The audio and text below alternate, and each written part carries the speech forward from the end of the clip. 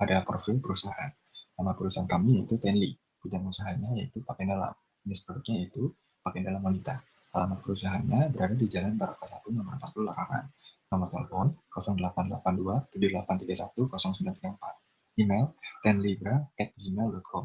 Website tenlibra.com. Mulai dari 2020 Tenli itu berdirinya. Selanjutnya adalah komoditi. Sandang, pangan, papan, ketiganya merupakan kebutuhan pokok bagi manusia dalam menjalani kehidupannya. Wanita tidak menjadi pengecualian dalam hal ini, terutama bagi wanita yang memiliki kebutuhan sandang yang berbeda dari lelaki. Menginjak fase remaja hingga dewasa, seorang wanita akan membutuhkan pakaian dalam khusus. Tenli hadir untuk memenuhi kebutuhan wanita sehari-hari dengan berbagai macam model bra yang memenuhi kebutuhan serta keinginan pakaian dalam wanita.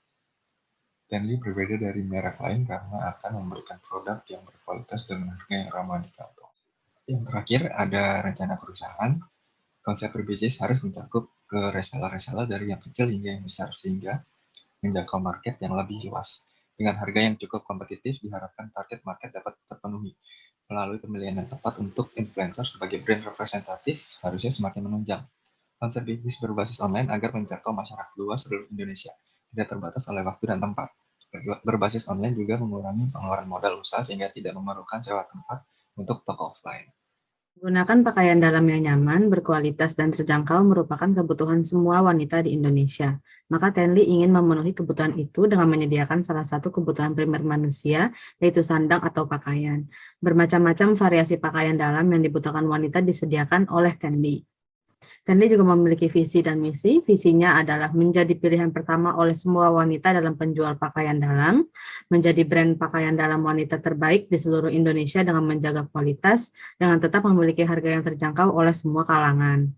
Misi dari Tenli adalah menjadi brand pakaian dalam wanita yang berkualitas dan terjangkau nomor 1 di seluruh Indonesia, memajukan brand Tenli sebagai brand kepercayaan wanita, dan mendukung tenaga kerja lokal dengan mempekerjakan tenaga terbaik yang ada di dalam negeri.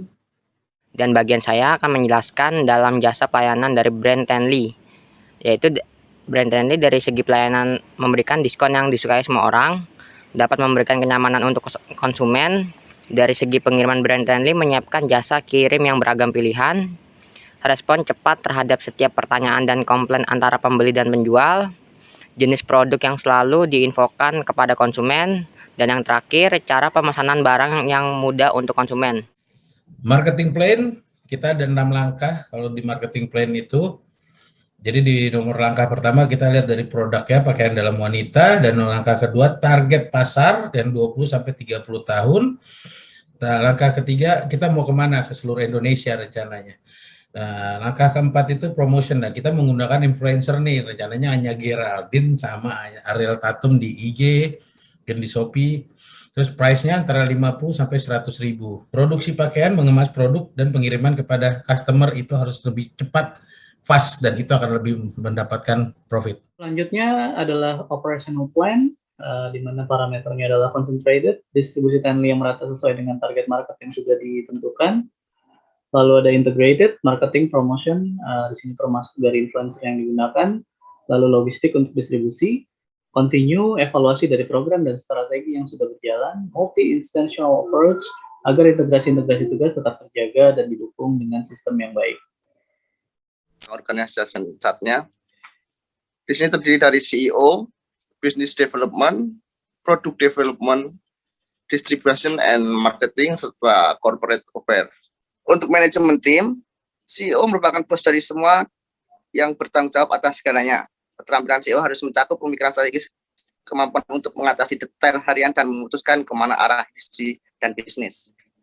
Yang kedua ada pengembangan bisnis. Pengembangan bisnis dapat diringkas sebagai ide atau inisiatif dan kegiatan yang membantu membuat bisnis menjadi lebih baik. Kemudian yang ketiga merupakan pengembangan produk.